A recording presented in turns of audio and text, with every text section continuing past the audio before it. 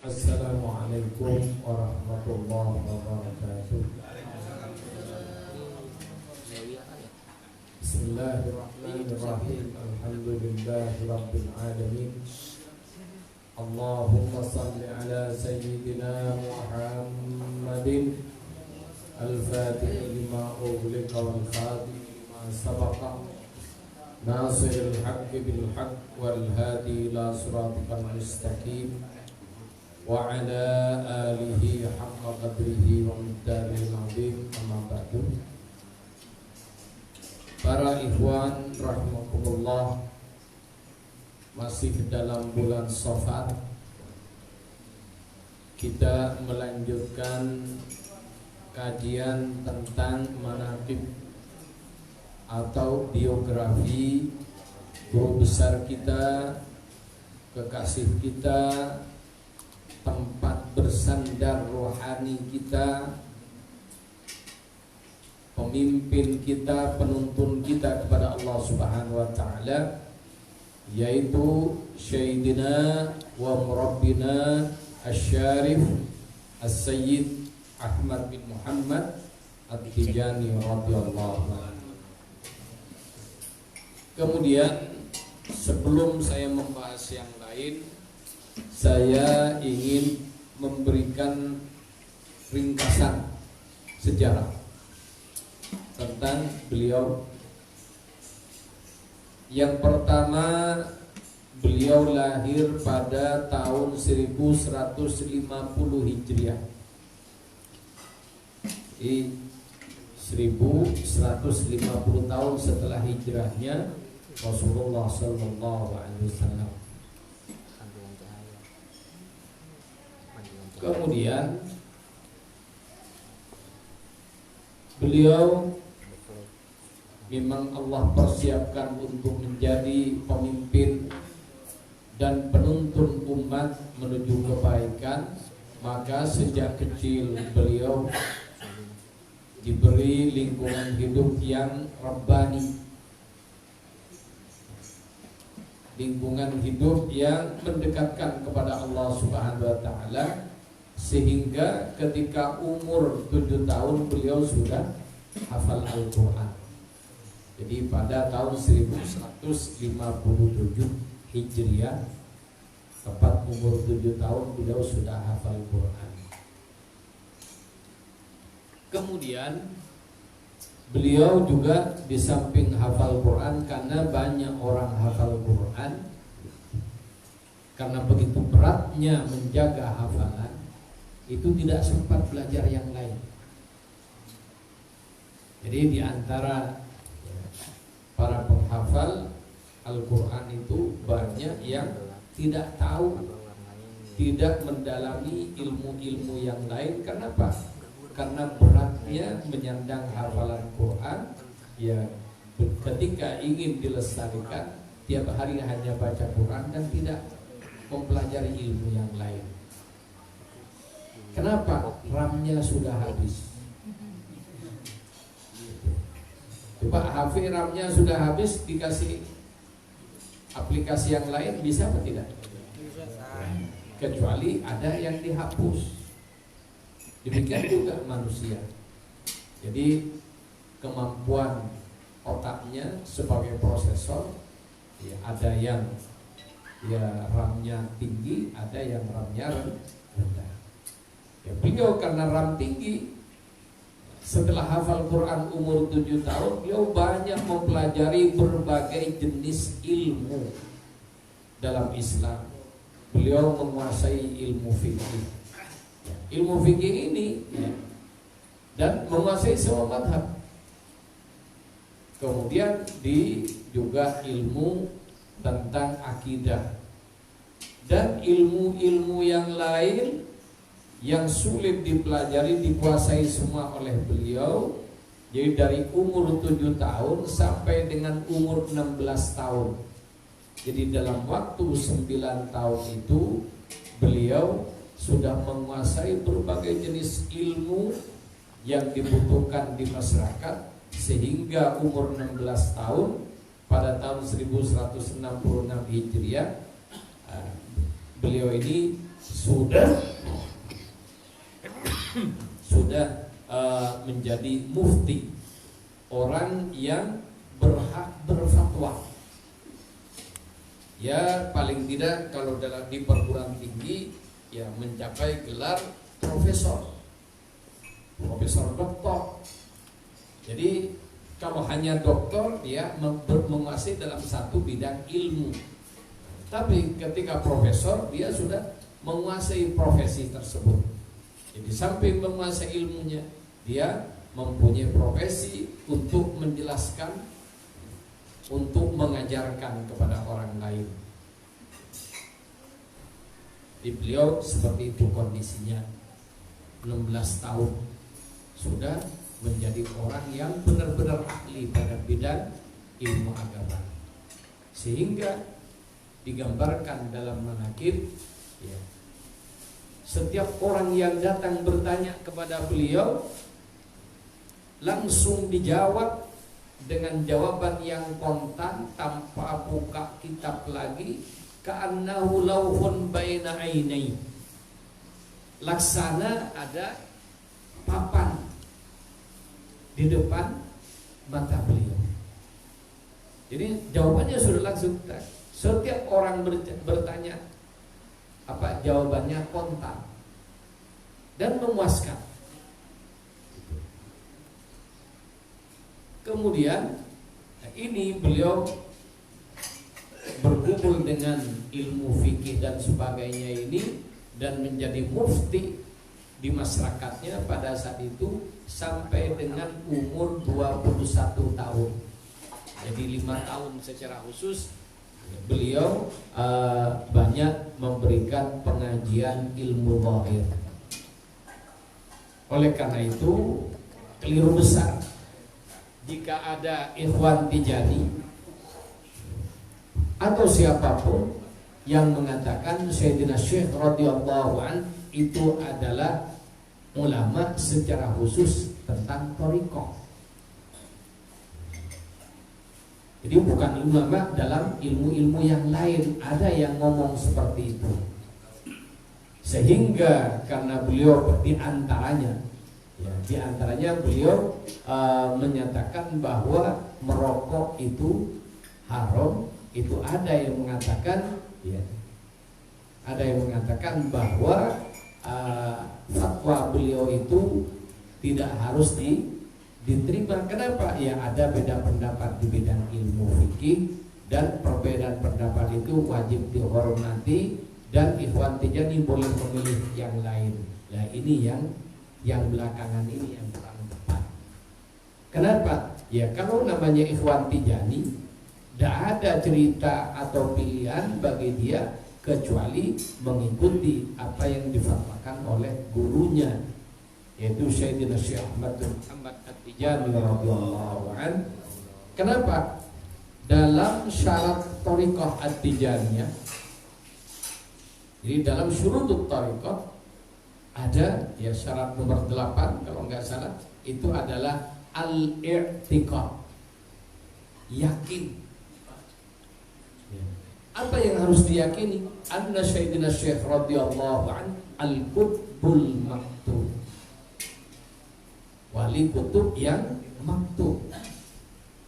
Sekilas ya, kalau kita membaca hanya dengan tekstualnya ini ringan sekali, yakin Sayyidina Syekh qutbul maktub, selesai.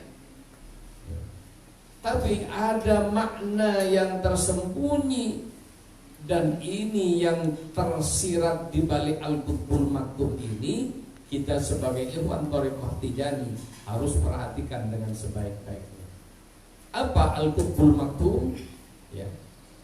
Wali kutub yang dirahasiakan oleh Allah Subhanahu wa taala dan puncak pangkat kewalian yang tidak ada lagi pangkat kewalian di atasnya, di mana Al-Qutbul Maktub di samping yaqdah dengan Rasulullah sallallahu alaihi wasallam, dan beliau tidak pernah tertutup pandangan zahir batinnya dari Rasulullah sallallahu alaihi wasallam, termasuk semua yang beliau katakan semua yang beliau fatwakan itu adalah Rasulullah yang menyatakan dan beliau yang menyampaikan. Kenapa Al-Qutbul Maktub? Salah satu tugasnya adalah mutarjimun Nabi, penterjemahnya Nabi. Beliau yang menyatakan apa yang disampaikan oleh Nabi Sallallahu Alaihi Wasallam. Artinya beliau selalu melihat dan pada Nabi dan mendapatkan pesan, dan apa yang dipesankan oleh Nabi itulah yang dia katakan. Adapun ulama yang lain, ya, contohnya masalah rokok, ada ulama yang mengatakan makruh. Kita terima, tidak kita bantah, karena yang menyatakan itu adalah ulama. Dan yang namanya ulama yang ikhlas karena Allah, maka yang dia katakan itu punya landasan hukum dalam Al-Quran dan Sunnah Rasulullah Sallallahu Alaihi Wasallam. Kita terima, kita taslim dengan pendapat mereka. Ketika kita taslim dengan pendapat ulama yang mengatakan rokok itu adalah perkara makruh, artinya Allah dan Rasulnya benci. Nyambung enggak dengan Al-Fatihah 5 ughliq, yang tujuannya kita membaca Al-Fatihah 5 ughliq agar supaya Allah dan Rasulnya senang. Kita berbuat sesuatu yang dibenci oleh orang yang kita harapkan mahabbahnya kepada kita. Nyambung atau tidak? Kita tidak usah pakai yang haram, pakai yang makruh. Apa makruh? Allah dan Rasulnya benci. Coba dipikir, nyambung apa tidak? Nyambung apa tidak? Tidak. Itu. Apalagi ya, lebih dari itu. Kalau pakai haram berarti setiap kita butuh, berarti kita nambah dosa. Kalau makruh tidak dosa, tapi Allah benci, enak dan dibenci oleh Allah. Jadi yang perlu diperhatikan di sini, para ikhwan rahimakumullah.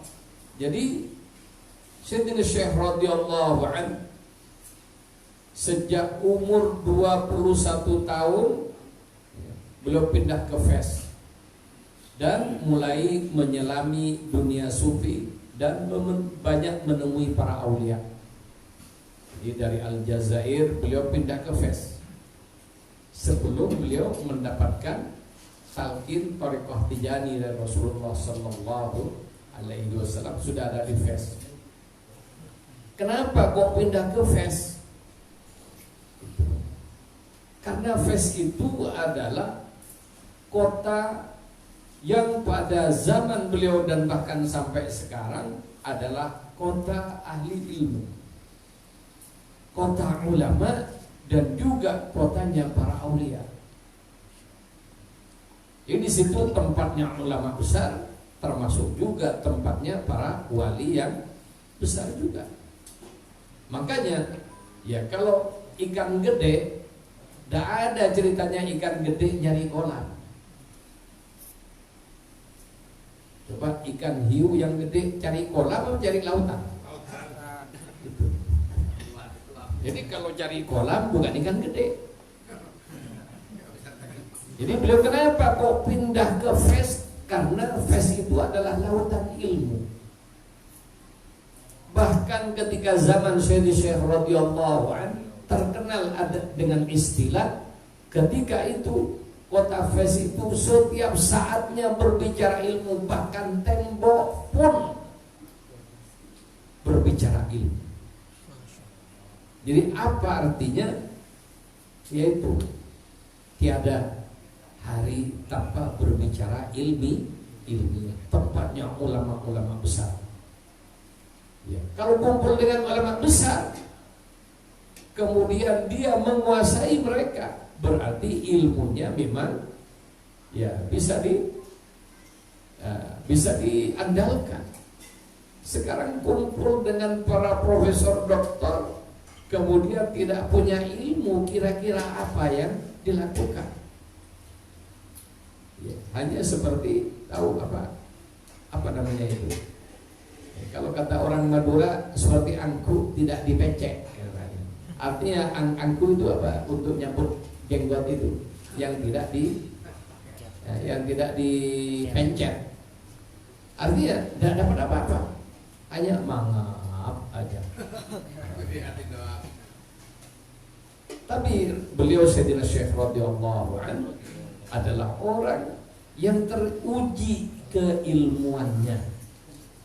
Jadi Sayyidina Syekh radhiyallahu anhu adalah orang yang teruji keilmuannya. Sebelum beliau mendeklarasikan Thariqah Tijani kepada ulama yang ada di Fes, pada saat itu beliau banyak berdiskusi dan para ulama taslim dengan keilmuan beliau. Kemudian setelah itu beliau mempelajari ilmu tasawuf dan menemui para aulia, dan dari para aulia beliau mendapatkan wirid-wirid thariqah. Sehingga beliau sudah pernah sebelumnya mendapatkan wirid Qadiriyah, wirid Naksabandiyah, termasuk Syadiliyah, termasuk Khalwatiyah. Di mana yang terakhir ini ketika beliau pulang dari haji, mampir di Mesir, ketemu dengan gurunya Syekh Mahmud Al-Qurdi. Syekh Mahmud Al-Qurdi memberinya amanat dan menjadikan beliau adalah khalifah Thariqah Khalwatiyah. Kemudian para ikhwan rahimakumullah, jadi setelah beliau umur 20 tahun, kemudian beliau berangkat haji, di mana dalam perjalanan haji orang zaman dulu karena belum ada pesawat langsung, ya, beliau hanya naik onta atau kuda pada zaman itu kendaraan. Beliau mampir-mampir di berbagai negara, salah satunya beliau mampir di Mesir, di mana Kairo adalah kota ilmu juga. Di situ beliau menemui para ulama besar, dan salah satu ulama dan wali besar yang beliau temui adalah Syekh Mahmud Al-Qurdi. Kemudian Syekh Mahmud Al-Qurdi memberinya bacaan-bacaan, dan ketika pulang dari haji beliau itu mendapatkan ijazah wirid Thariqah Khalwatiyah dan dijadikan khalifahnya oleh Syekh Mahmud Al-Qurdi. Kemudian setelah pulang dari haji, kemudian beliau pindah ya, dari Fes ke Sahra ya, pada tahun 1196 Hijriah, dan tinggal di Syalalah dan Abi Samud. Tinggal di Salalah dan Abi Sambun di Gurun Sahara. Kemudian setelah itu beliau mendapatkan Fathul Akbar ketika beliau berumur 46 tahun. Jadi pada tahun 1196 beliau bertemu langsung dengan Rasulullah SAW dalam sadar, kemudian mendapatkan talqin, istighfar dan sholawat. Jadi istighfarnya astaghfirullah, astaghfirullah 100 kali dibaca pagi sore, dan sholawat apa saja yang dibaca pagi sore 100 kali. Afdalnya Salatul Fatihi 5 umur. Kemudian 4 tahun berikutnya genap umur 50 tahun, maka Rasulullah SAW menyempurnakan amalan yang diijazahkan khusus pada beliau, yaitu ditalkin dengan haylalah. baca la ilaha illallah. Jadi pada saat itu dalam waktu ya, jadi umur 50 tahun sampai dengan 14 tahun pertama ini sampai Syed Ali Harazim wafat, wirid Tijani hanya lazim pagi sore. Pertama kali hanya istighfar dan selawat 4 tahun. Pas umur 50 tahun digenapkan dengan wirid la ilaha illallah, sehingga sempurnalah wirid Thariqah Tijani, istighfar, salawat dan la ilaha illallah. Kemudian ini berlangsung sampai Syed Ali Harazim wafat, di mana sebelum wafatnya Syed Ali Harazim itu mendapatkan Fathul Akbar dan mempunyai martabat yang sangat tinggi. Maka hukum berlaku dalam satu daerah tidak boleh ada dua pemimpin. Jadi dalam satu daerah tidak boleh ada dua pemimpin. Dalam satu kecamatan tidak boleh ada dua camat. Dalam satu kabupaten tidak boleh ada dua bupati. Dalam satu negara tidak boleh ada dua presiden. Maka Syed Ali Harazim harus mengalah dengan berat hati karena harus berpisah dengan gurunya. Oleh Sayyidi Syekh ditugaskan berangkat untuk berdakwah, menyebarkan Thariqah At-Tijaniyah di kota Madinah Al-Munawwarah, Madinatul Rasul sallallahu alaihi wasallam. Jadi sampai dengan 14 tahun wirid Thariqah Tijani hanya wirid lazim, belum ada wadifah. Oleh karena itu tidak usah heran ya, kalau seperti di Jawa Barat itu wirid Tijani hanya lazim saja.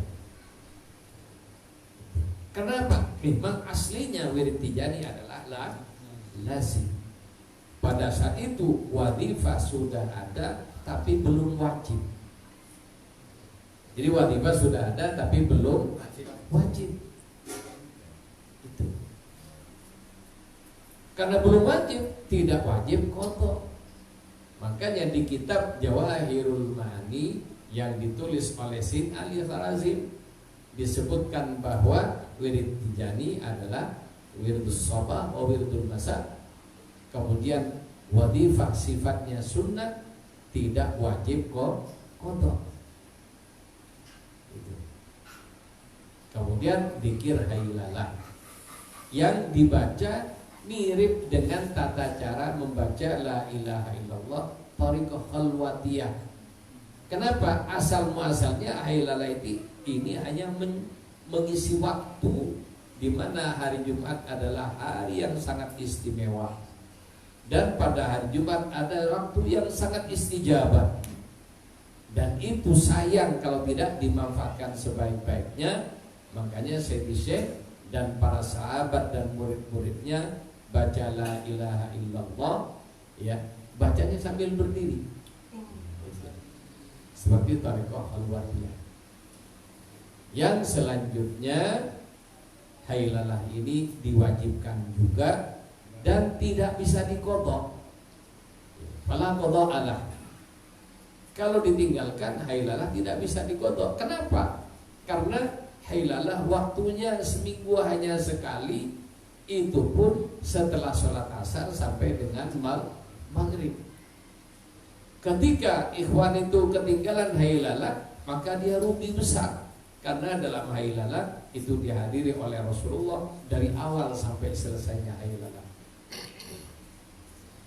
Wabil khusus hailalah di zawiyah, sehingga dalam Thariqah Tijani kedudukan hailalah itu sama dengan kedudukan sholat Jumat bagi umat Islam. Begitu umat Islam tersebut kehilangan waktu tidak sholat Jumat, maka sholat Jumat tidak bisa dipotong. Terus bagaimana? Ya, orang yang ketinggalan sholat Jumat melakukan sholat duhur 4 rakaat dan kehilangan waktu dan kesempatan sholat Jumat yang pahalanya dalam satu riwayat hadis adalah sama dengan ibadahnya umat Nabi Musa yang beribadah di atas gunung tidak pernah turun selama 80 tahun. Jadi 2 rakaat hari Jumat itu pahalanya sama dengan ibadah umat Nabi Musa 80 tahun. 80 tahun itu 1000 bulan. 82 tahun 1000, sehingga sholat Jumat itu keutamaannya sama dengan Lailatul Qadar. Dan di hari Jumat ada waktu sangat istijabah, yaitu ba'dal asri ilal maghrib, habis asar sampai dengan maghrib, karena ada hadisnya semua. Kemudian pada hari Jumat itu ada waktu istijabah. Kemudian ada ulama dan aulia yang mengatakan tengah malam, ada yang mengatakan menjelang fajar, ada yang menyatakan ketika matahari terbit, ada yang mengatakan waktu duha, ada yang menyatakan ketika imam duduk di antara 2 khutbah. Kemudian ada juga riwayat hadis yang menjelaskan keutamaan itu ada pada setelah asar dan sebelum terbenamnya matahari, di mana pada saat itu Allah sempurnakan penciptaan Nabi Adam alaihi salam. Pada saat itulah Allah meletakkan ruh untuk Nabi Adam, dan Nabi Adam yang tadinya masih dalam bentuk tembikar, jadi masih air dan tanah, kemudian ya dengan dimasukin api sehingga wujudnya kayak tembikar, masih belum ada ruhnya. Maka pada hari Jumat itulah sempurnanya penciptaan Nabi Adam. Dan pada saat itulah Allah juga membuka pintu rahmat seluas-luasnya untuk dinikmati, dan Rasulullah sallallahu alaihi wasallam secara khusus hadir ke zawiyah. Jadi sekali lagi Rasulullah secara khusus hadir ke zawiyah untuk mengunjungi dan memberikan syafaat khusus kepada orang-orang yang berzikir la ilaha illallah.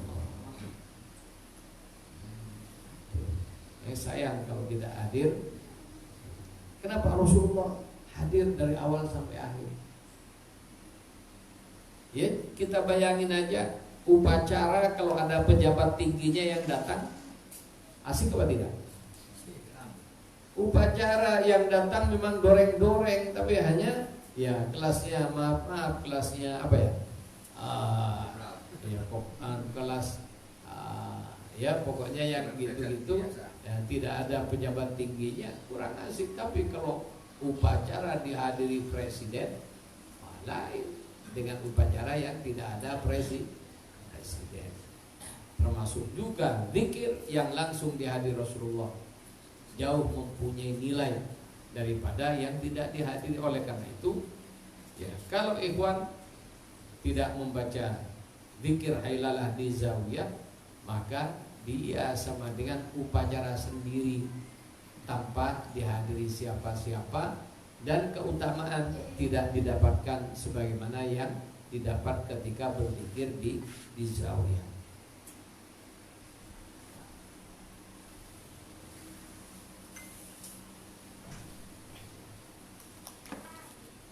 Jadi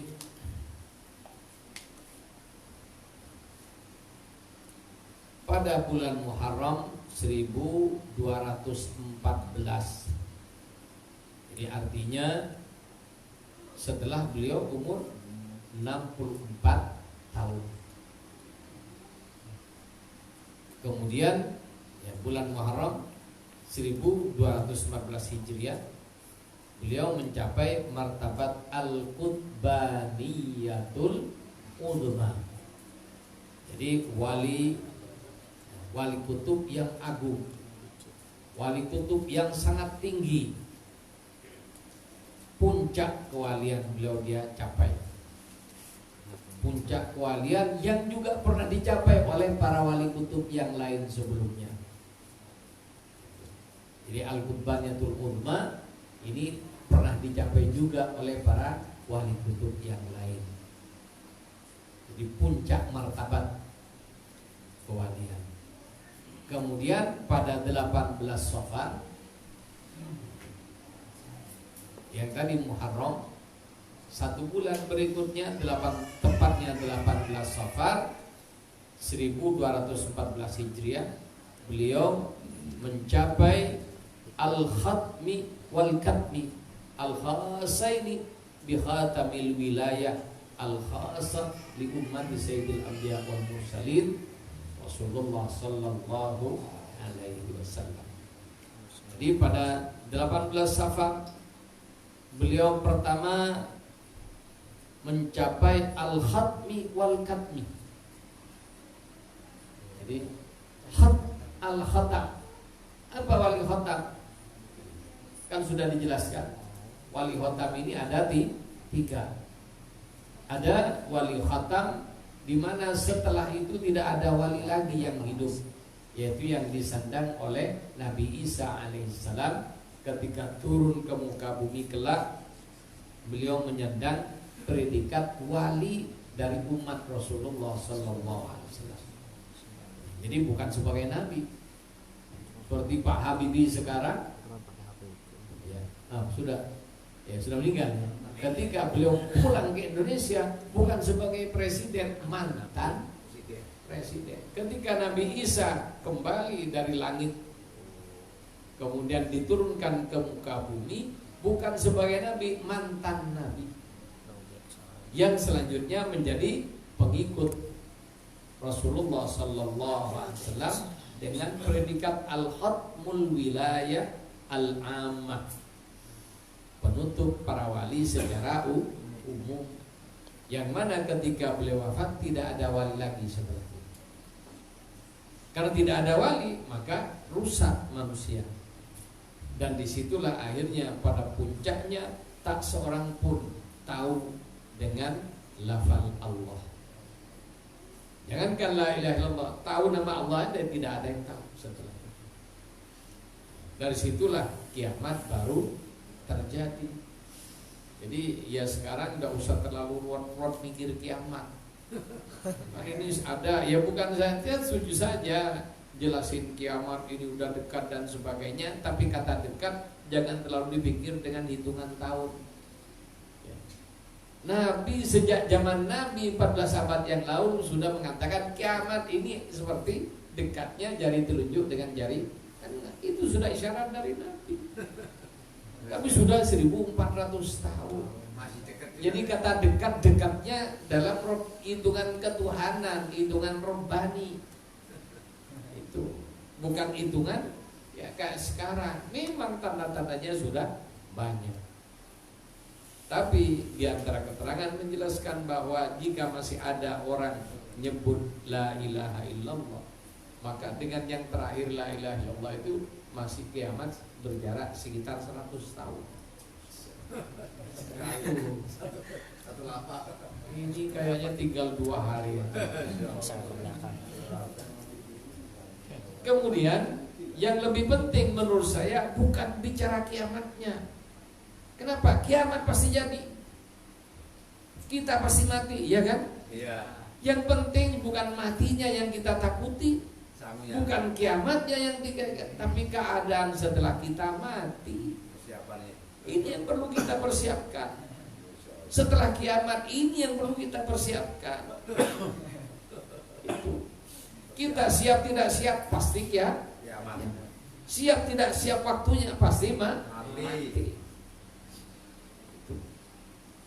Dan Allah menyatakan idza jaa ajaluhum la yastakhiruna sa'atan wa la yastaqdimun. Ajal itu sudah pasti dan tidak mundur, tidak maju. Walaupun hanya 1 detik, pasti tepat. Oh, karena disihir itu hijab. Oh, karena dibunuh orang, ya peristiwa pembunuhan itu hanya cover intinya. Pada hari itu, detik itu, dia waktunya mati. Makanya ya kalau zaman sahabat cuma ini nanti dibilang radikal ini. Jadi Sayyidina Ali memberikan ini pesan, ish kariman au mut syahidan. Ish, hiduplah kamu kariman dengan kemuliaan, artinya merdeka. Merdeka dari tekanan, merdeka dari macam-macam. Artinya jangan takut dengan apapun dalam kehidupan. Au mut syahidan. Kalau tidak, lebih baik mati syahid daripada terjajah.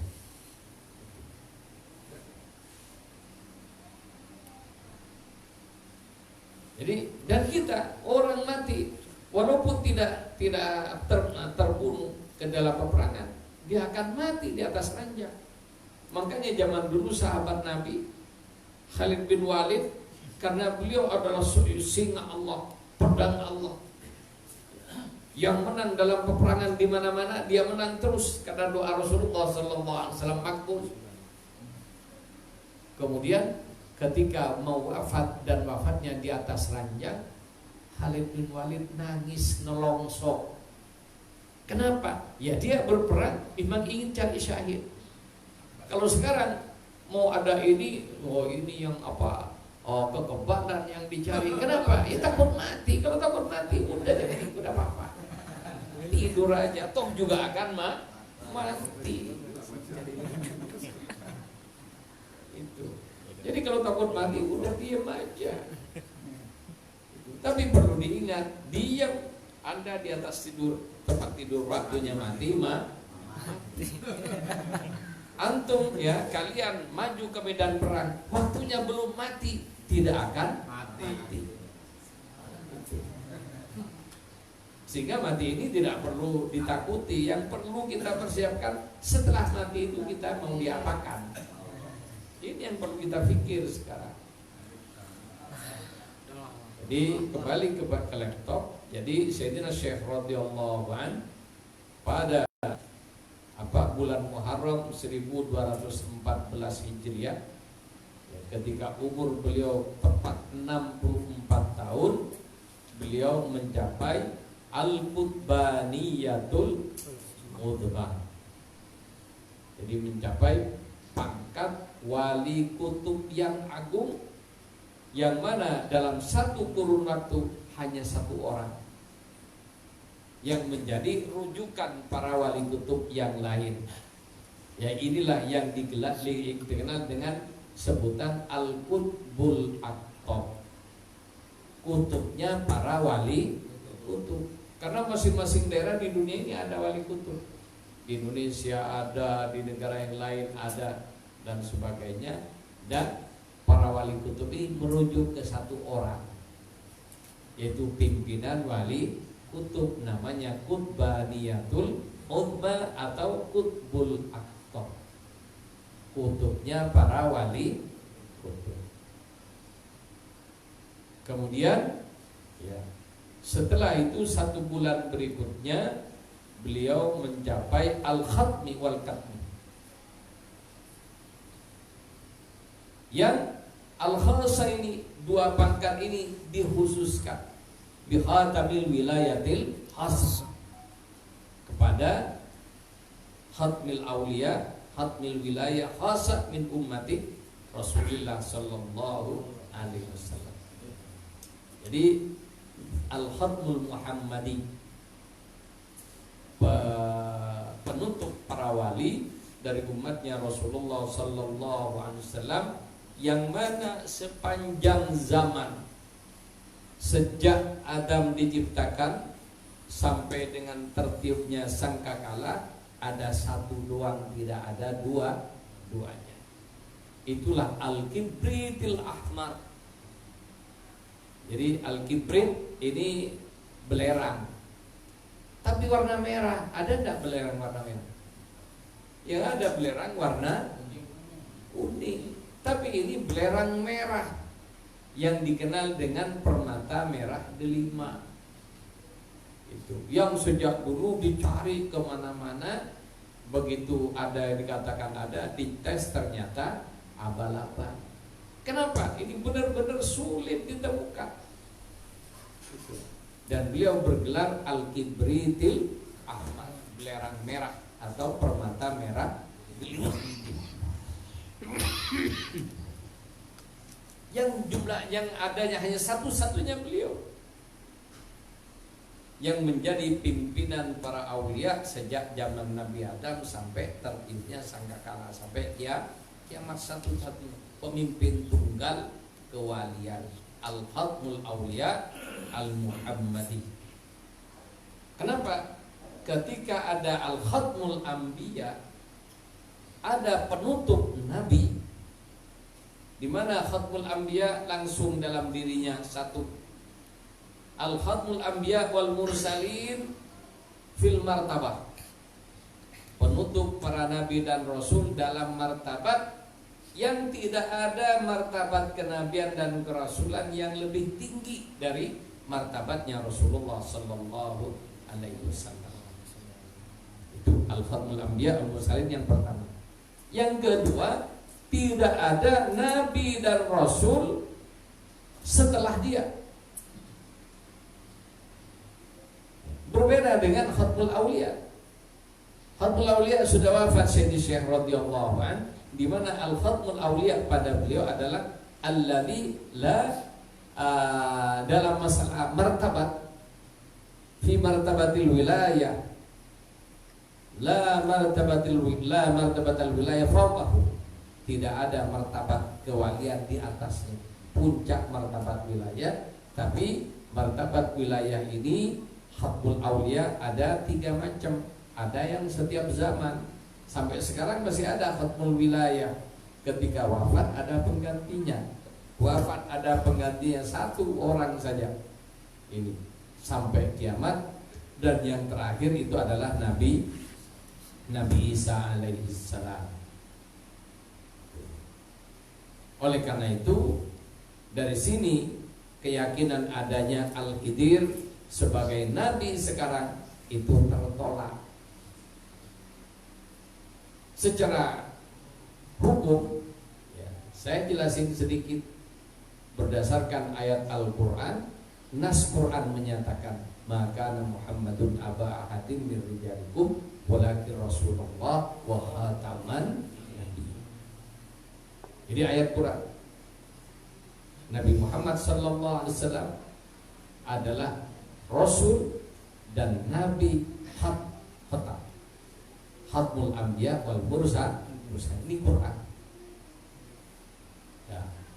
Khatmul Anbiya wal Mursalin ini berlaku pada diri Rasulullah, artinya tidak ada pangkat kenabian lagi di atasnya dan juga tidak ada nabi setelahnya.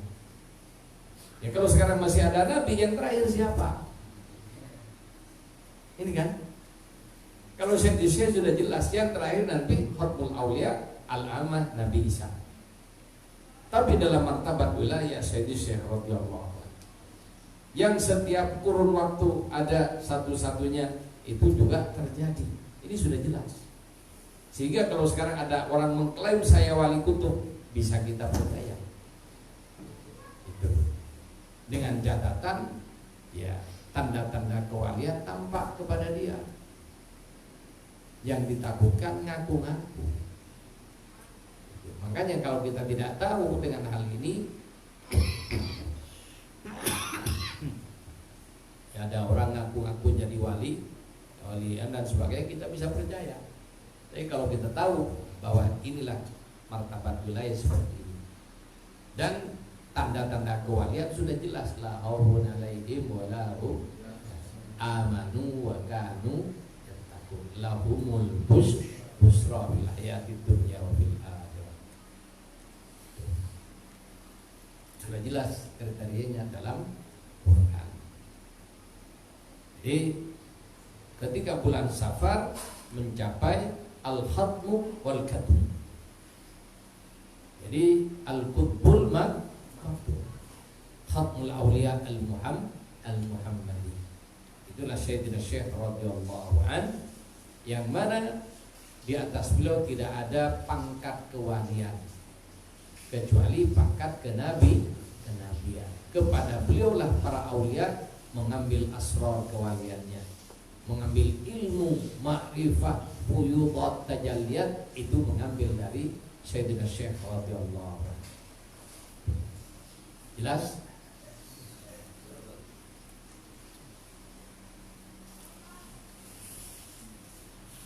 Kemudian kita lanjutkan manaqib Sayyidina Syekh radhiyallahu anhu.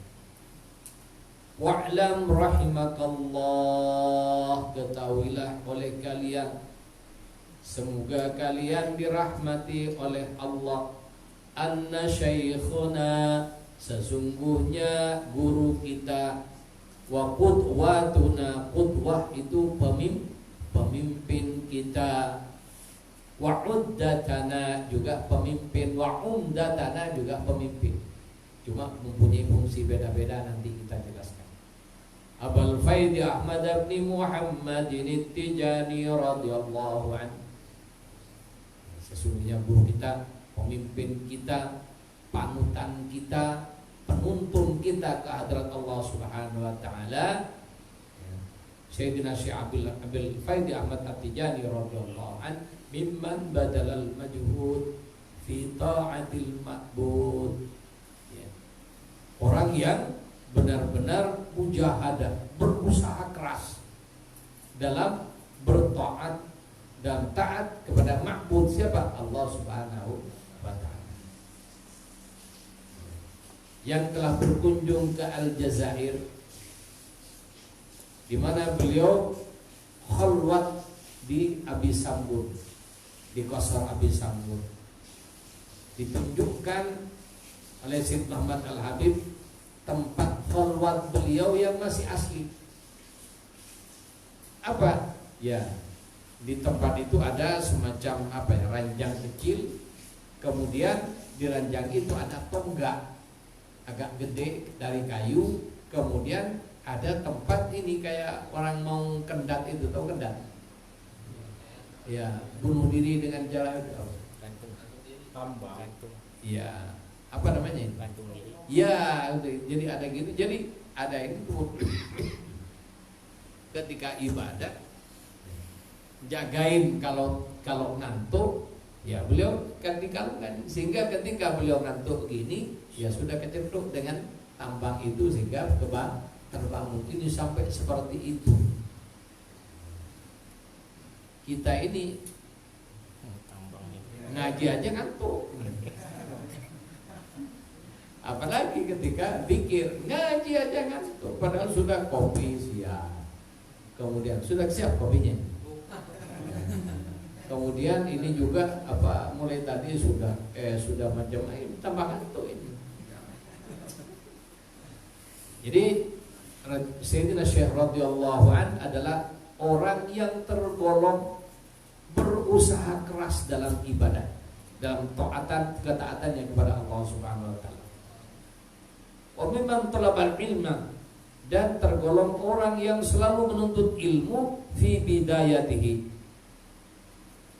Ya, jadi dalam awal perjalanannya beliau adalah banyak menuntut ilmu lil qiyam bi ta'ati wa ibadati, agar supaya ya dalam ketaatan dan ibadahnya itu adalah taat yang benar, ibadahnya juga benar. Jadi Sayyidina Syekh radhiyallahu anhu alim di bidang ilmu zahir. Jadi jangan ditanya fikih. Dan di Jawahir juga dituliskan beberapa fatwa fikih beliau tentang Quran, tentang hadis dan sebagainya, yang ruwet-ruwet dijawab di situ. Kalau yang sipil-sipil ya udah, ya sudah ada di dalam kitab fikih. La liyatawassala bihi ila syahwati. Jadi ilmunya hanya untuk mendekat kepada Allah dan bukan untuk syahwat. Karena banyak orang mencari ilmu, cari bacaan, datang ke sana ke sini, ke kiai dan sebagainya. Ujung-ujungnya biar lawan jenisnya senang. Ada apa tidak? Bahkan ada yang ngaku kiai, ngaku apa, nawarkan di koran. Jadi silahkan datang.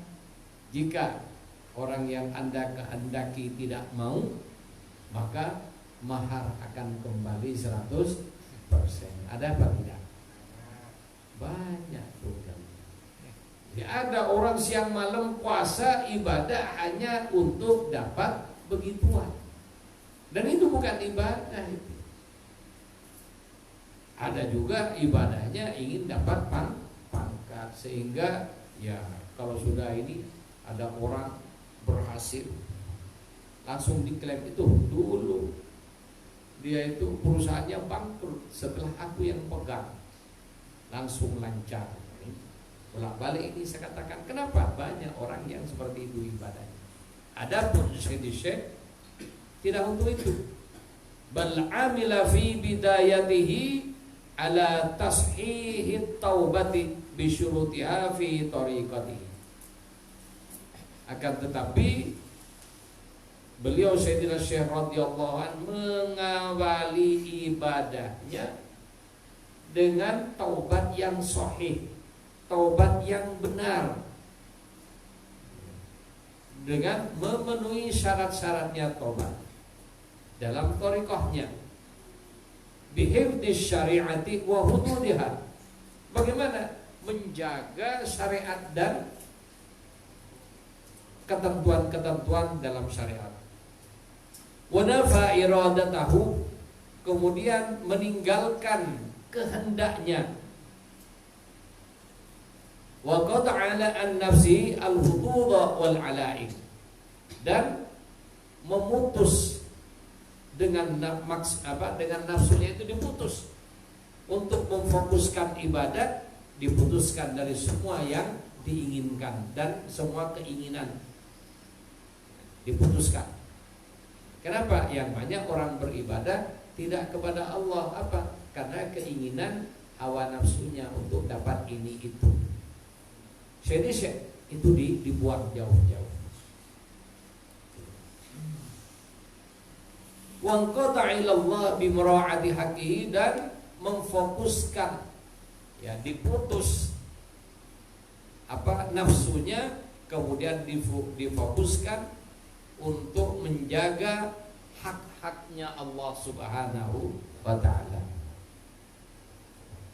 Kemudian setelah itu wangkasyafat lahul haqaiq. Nah, ini. Jadi setelah itu dilaksanakan ibadah-ibadah dan tidak minta macam-macam.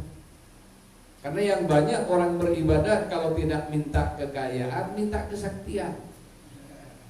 Ya benar. Dan baru dianggap top chair kalau sudah sakti. Dan saya dibuang itu semua. Dijaga apa yang menjadi haknya Allah Subhanahu wa ta'ala. Ya, karena seperti itu orang tidak minta itu, ya, memang kuat, diberi kekuatan oleh Allah. Sehingga dari situlah, karena ibadahnya yang benar sesuai dengan ketentuan syariat, niatnya juga benar murni karena Allah Subhanahu wa ta'ala, tidak karena urusan syahwatnya, tidak karena hawanya, tidak karena nafsunya, diputus semuanya, fokus menuju Allah Subhanahu wa ta'ala.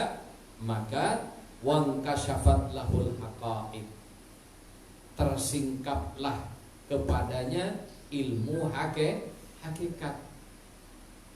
Ya, ilmu syariat itu ada tulisannya, adapun hakikat kata orang tua, ya, yang tidak tertulis, yang putih bersih, sebagaimana kertas belum ada tulisan apa-apa. Disitulah terbentang lautan ilmu hakikat. Dan itulah yang didapat oleh Sayyidina Syekh radhiyallahu anhu setelah dibuka oleh Allah. Wan kasyafat, ya, kasyaf, inkisaf, dibuka tirai, sehingga perkara gaib terlihat oleh beliau. Hakikat dikuasai juga oleh beliau. Amila ala nafir ruhasi wa ta'wilat. Kemudian Syekh radhiyallahu an beramal dan meninggalkan keringanan-keringanan. Jadi rusuh-rusuh, keringanan-keringanan ditinggalkan, dikerjakan apa adanya dengan sungguh-sungguh. Wa ta'wilat, dan beliau tidak mentakwil-takwil, tidak di penjelasan di Quran diambil apa adanya, di hadis diambil apa adanya, tidak ditakwil. Gimana tidak di apa? Gimana ya bahasanya yang paling? Ya, tidak dicari-cari ininya. Apa adanya beliau kerjakan. Wa samara an sa'idil jiddi fil umumi wal awqat, fi umumil awqat. Jadi beliau benar-benar sungguh-sungguh ya, dalam setiap waktunya. Wa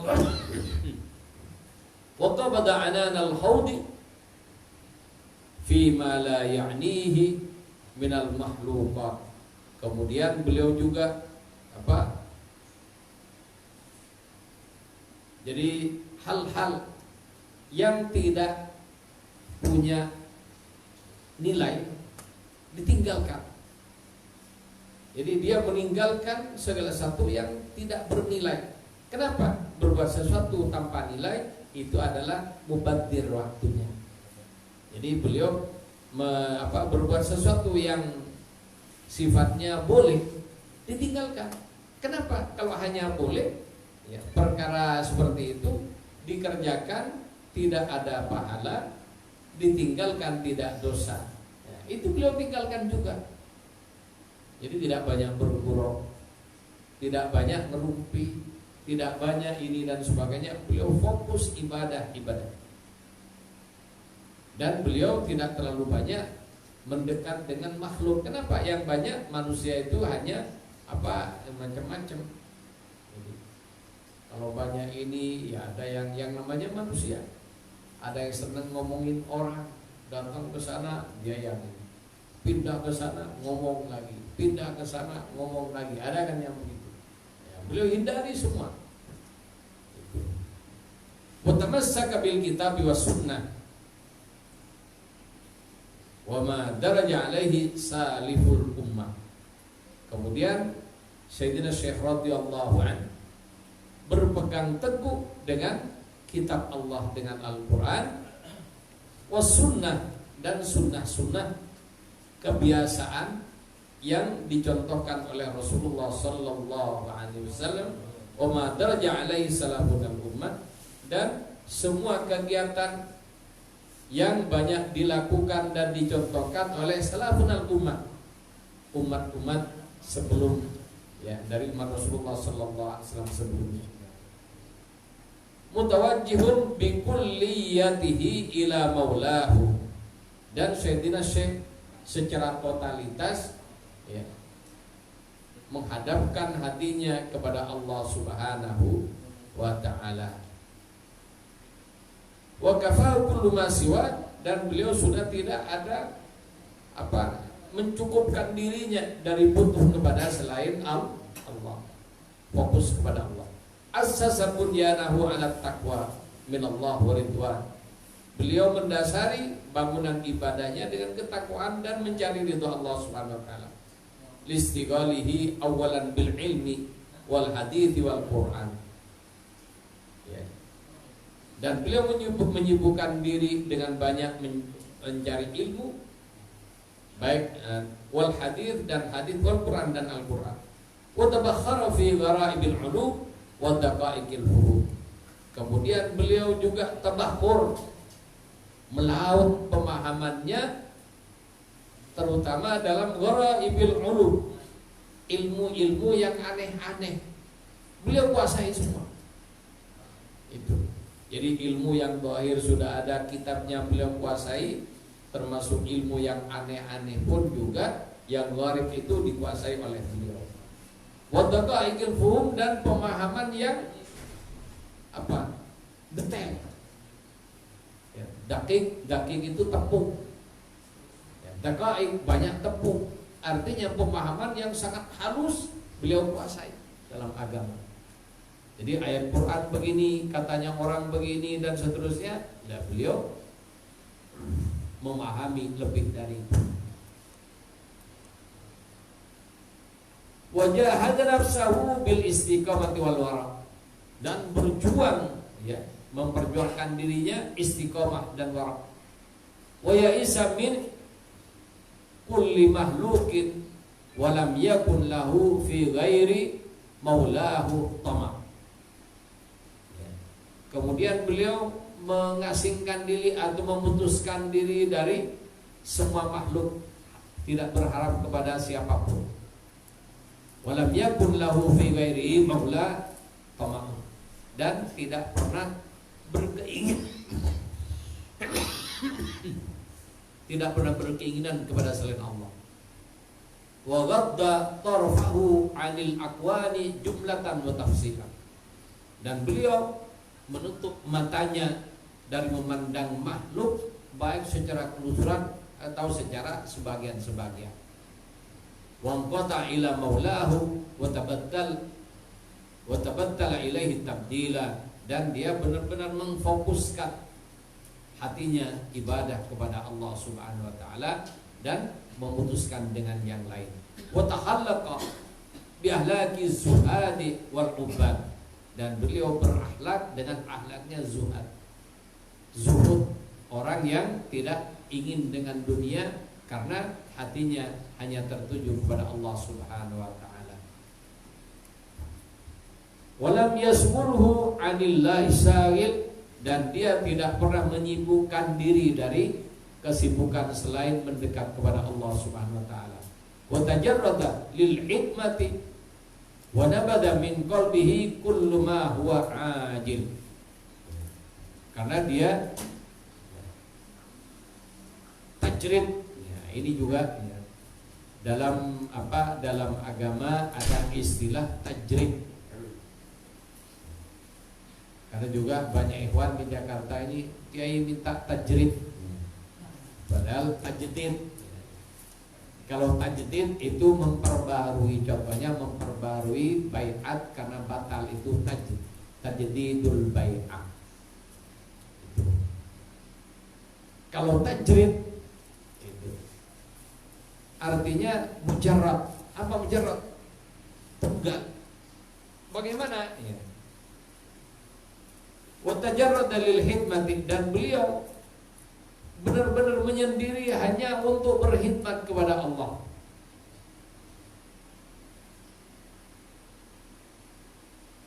Wa nabada min qalbihi kullama huwa ajil, dan hatinya dibersihkan terhadap keinginan-keinginan dan apa yang diinginkan dalam waktu dekat, artinya keinginan dunia. Wasya'nu siddiqina ikhlasul amal wa sidqut tawajjuhi fi kulli halin. Termasuk juga Sayyidina Syekh radhiyallahu anhu benar-benar ikhlas dalam beramal dan benar-benar tawajjuh, artinya menghadapkan hatinya fi kulli hal, dalam seluruh kegiatannya. Wa nisyanu a'malihim bisyuhudihimul kabiral muta'al, sampai beliau ini sudah tidak sadar apa yang kebaikan yang beliau lakukan karena sibuknya memandang ke hadrat Allah Subhanahu wa ta'ala. Kalau kita kan iya kan kita sudah baca hailah 1000. Kalau beliau lupa dengan itu semua. Kenapa? Dia asik memandang ke hadrat Allah Subhanahu wa taala sehingga lupa dengan amalnya. Kalau kita sibuk mandang amalnya karena sampai lupa kepada siapa kita beramal. Jadi kepada Allah tidak melihat, tapi hanya melihat amalnya. Tapi Sayyidina Syekh radhiyallahu anhu tidak sampai lupa dengan amalnya karena hatinya fokus memandang kepada Allah Subhanahu wa ta'ala. Wabil jumlati, ya, dan secara keseluruhan Syekh radhiyallahu an min a'dhamil a'immati fi waqtihi. Beliau adalah seorang imam yang paling agung pada zamannya. Wa mimman ajma'al ulama'u ala ta'dhimihi wa tawqirihi wal ihtirami lahu min ghairi mudafi'in wa munazain min arbabis sidqi. Dan beliau adalah orang yang mengumpulkan para ulama. Jadi para ulama takdim, mengagungkan, menghormati dan merasa kecil di depan beliau. Dan beliau dalam hal ini tanpa melalui hiruk pikuk penolakan kepada beliau, karena beliau memang benar-benar alim, benar-benar jujur secara ilmiah. Karena juga ada orang punya ilmu tidak jujur. Kenapa? Ya, menggunakan ilmunya untuk kepentingan tertentu. Orang-orang dikumpulin, dikadalin dan dijual kepada pengusaha maupun penguasa. Ada apa tidak? Sayyidina Syekh radhiyallahu anhu tidak seperti itu. Wa ilaihi intahat riyasatu hadza sya'r. Dan pada beliau ini tidak ada lagi riasah kepemimpinan, tertutup sudah, notok sampai ketinggian itu. Wa bihi ahdaqal amru fi tarbiyatis salikin wa tahdibil muridin wa kasfi muskilatihim. Jadi Sayyidina Syekh radhiyallahu anhu dalam hal ini benar-benar memberikan bimbingan kepada salikin, kepada orang-orang yang berjalan menuju Allah, dibimbing. Kemudian para murid digembleng oleh beliau, dan beliau mengetahui wa kasfi muskilatihim, kesulitan-kesulitan muridnya diketahui oleh Sayyidina Syekh radhiyallahu anhu. Wa kasfi ahwalihim, termasuk juga dikuasai diketahui oleh Sayyidina Syekh radhiyallahu an ahwal dari murid-muridnya. Walam yakun ahadun fi asrihi yablu ma balagha. Dan pada zaman beliau tak ada orang yang menandinginya. Jadi tidak ada orang yang lebih alim dari beliau, termasuk juga dalam martabat wilayahnya tidak ada yang mengunggulinya. Fahuwa syariful akhlaq, latifus sifat. Ya, beliau adalah orang yang akhlaknya mulia, juga sifatnya halus. Kamil adab, jalilul qadri. Beliau adalah kamil, sempurna adabnya, dan juga mulia pangkatnya. Wafirul aqli daimul bishri. Jadi akalnya beliau sangat tajam. Kemudian beliau juga dengan keilmuannya yang sangat tinggi, maka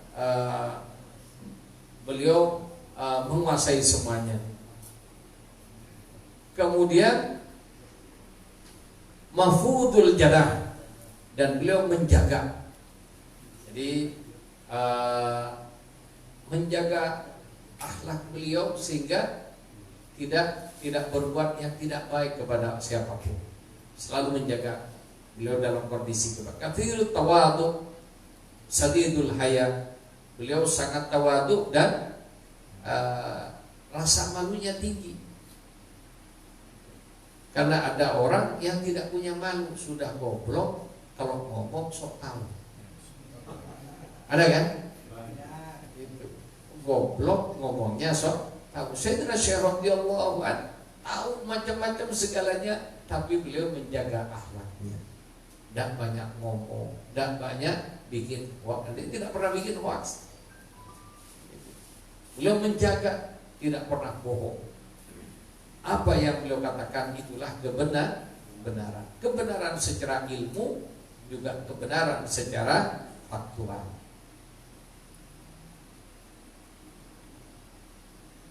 Muttaba'ul ahkam syar'i wa adab as-sunnah. Dan beliau mengikuti hukum syariat, artinya taat kepada hukum, tidak mentang-mentang karena dia ulama dan orang alim kemudian hukum dimacam-macam.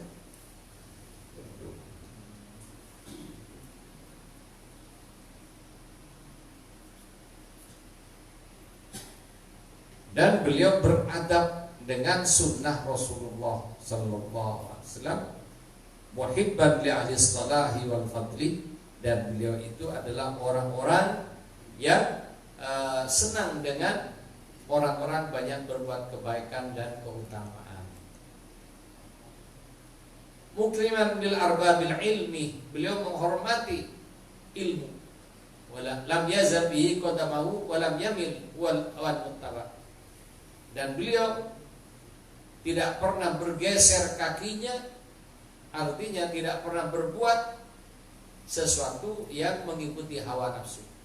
Wallahu as'alu ayyahdi malana, dan kita kepada Allah Subhanahu wa taala mohon agar supaya kita ditutup bima khatama bihi li auliyaihi, sebagaimana Allah menutup umur para walinya.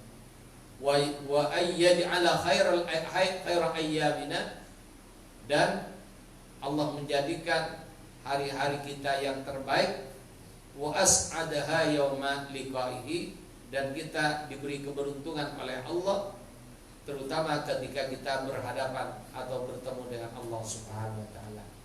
Bijahi nuhbati auliyaihi, dan dengan kemuliaan walinya, wa khalasati asfiyaihi, dan kemuliaan orang-orang yang disucikan oleh Allah, ya, yaitu Rasulullah sallallahu alaihi wa ala alihi wa ashabihi wasallam taslima.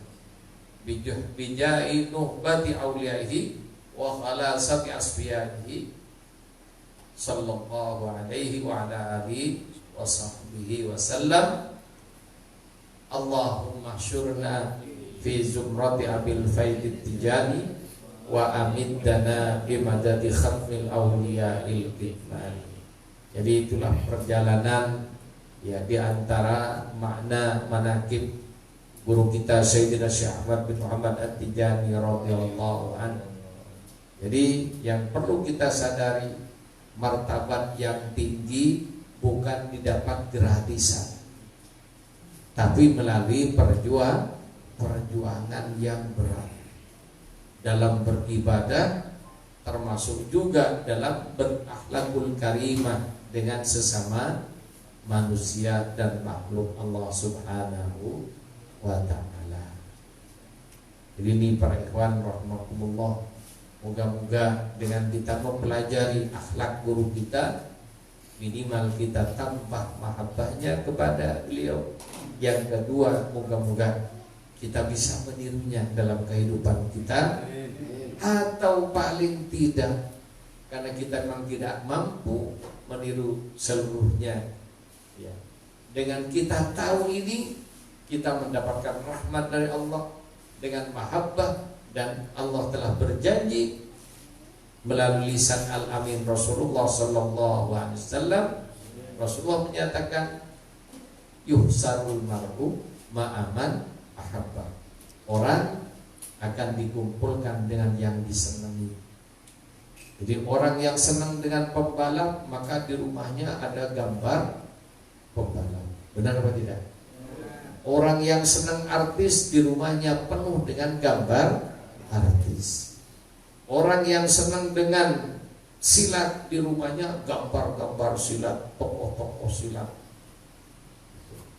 dan mempersonifikasi dirinya sebagaimana mereka ini jagoan, keren, satu kali pukul kepada orang betah. Itu. Jadi kita tergantung yang kita senangi. Itu. Dia termasuk ketika kita senang artis, ya di rumah kita gambarnya artis, ya.